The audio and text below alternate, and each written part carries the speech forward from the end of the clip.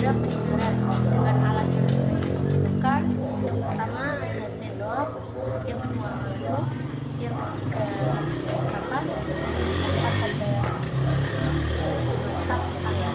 Dengan praktikum ini dibantu oleh teman-teman saya. Untuk cara kerjanya ditunjukkan oleh teman saya. Yang pertama, tutuplah matamu dengan kedua teman yang lain masing-masing memegang sendok dan mangkok. Tentukan jarak antara temanmu yang ditutup matanya dan Anda yang memegang sendok dan mangkok. Pertama, 1 meter. Bunyikan. Tutup mata sebelah kiri. Tutup telinga sebelah kiri. Bunyikan. Tutup telinga sebelah kanan. Selanjutnya, bunyikan. Tutup telinga sebelah kiri. Bunyikan.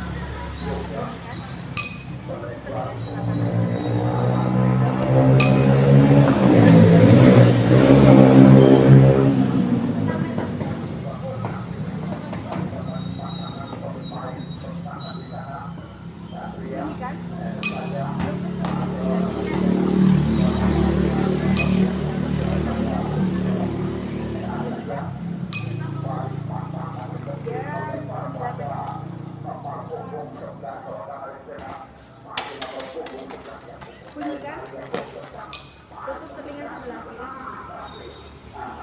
Bunyikan.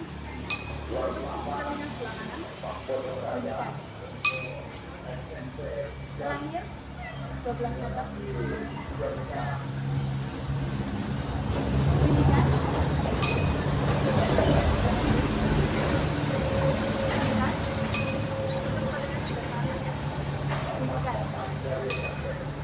Melakukan praktikum IPA mengenai materi telinga, di mana pada video kali ini kita akan membahas tentang struktur atau bagian-bagian yang ada pada organ telinga. Pernahkah kalian berpikir bagaimana cara kita bisa mendengar suara musik, tawa teman, atau klakson di jalanan? Semua itu terjadi berkat organ kecil yang luar biasa yang bernama telinga.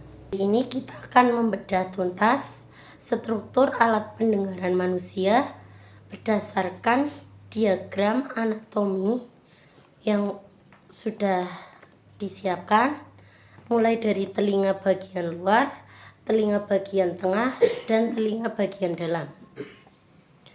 Yang pertama, telinga bagian luar. Di sini yang pertama ada namanya daun telinga. Bagian ini berfungsi sebagai corong. Tugasnya mengumpulkan gelombang suara di sekitar kita dan mengarahkannya masuk. Kemudian yang kedua ada saluran telinga luar. Saluran telinga luar adalah lorong jalannya suara menuju telinga bagian dalam. Di sini juga terdapat rambut halus dan minyak khusus untuk menangkap debu atau kotoran yang mencoba masuk. Kemudian masuk pembahasan telinga bagian tengah.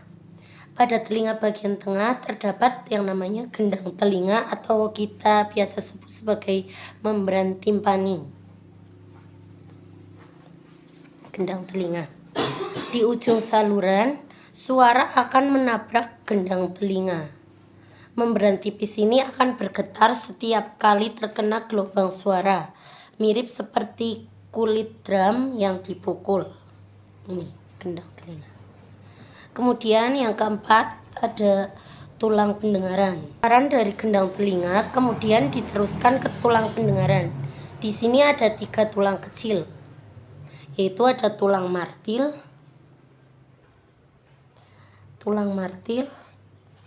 tulang sanggurdi, dan yang ketiga ada tulang landasan.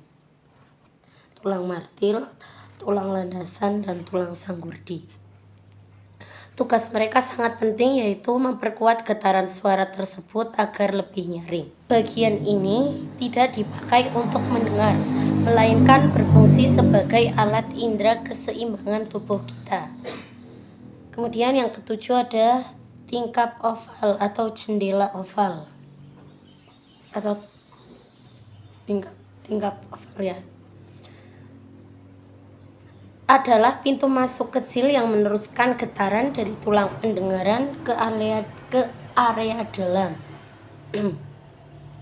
Selanjutnya ada rumah siput. Bentuknya seperti mirip rumah siput ya, atau disebut koklea. Bagian yang berbentuk melingkar seperti cangkang. Terdapat cairan dan sel-sel rambut halus yang bertugas mengubah getaran mekanis tadi menjadi sinyal listrik atau impuls saraf. Yang selanjutnya, yang terakhir, ada saraf pendengaran. Saraf pendengaran itu letaknya menuju ke otak kita. Di otak pula lah sinyal ini diterjemahkan sehingga kita sadar suara apa yang sedang kita dengar.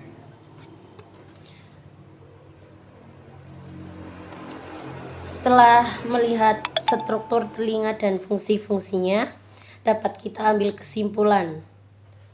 Proses mendengar itu merupakan kerja tim yang sangat kompak dari seluruh struktur pendengaran yang sudah kita bahas tadi.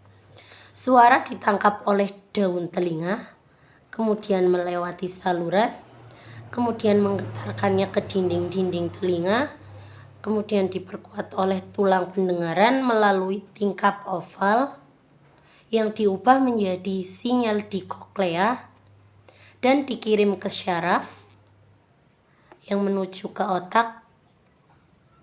Selain itu juga ada saluran eustasius untuk tekanan udara dan saluran setengah lingkaran, menjaga keseimbangan tubuh kita agar tidak mudah jatuh.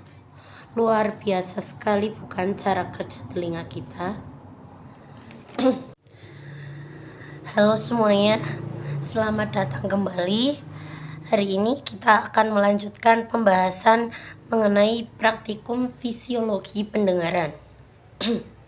Pernahkah kalian penasaran bagaimana sebuah getaran suara di udara bisa berubah menjadi suara jernih yang dipahami oleh otak kita?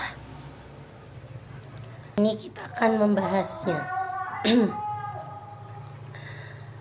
Jika rumah siput atau koklea di dalam telinga kita diluruskan, bentuk jalurnya akan tampak seperti gambar ini.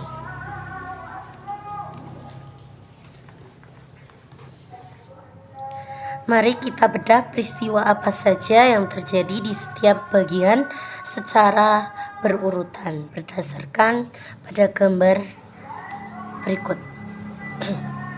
Yang pertama, di nomor 1 di sini ada yang namanya gendang pendengaran.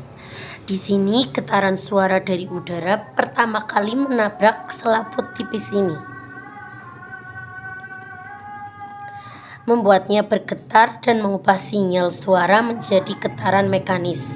Selanjutnya, getaran mekanis yang tadi, getaran mekanis dari gendang telinga ini atau gendang pendengaran akan diteruskan ke nomor 2 yang disebut tulang-tulang pendengaran. Rangkaian 3 tulang kecil ini bekerja seperti tuas mesin yang memperkuat atau mengamplifikasi getaran suara tadi hingga berkali-kali lipat. Setelah getarannya kuat, getaran tersebut mendorong jendela oval. Letaknya ada di sini, jendela oval.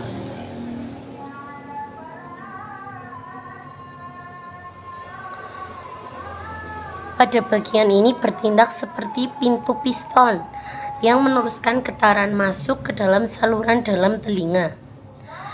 Nah, masuknya getaran ini menggerakkan cairan limfa. Ada pada nomor 4 ini, cairan limfa.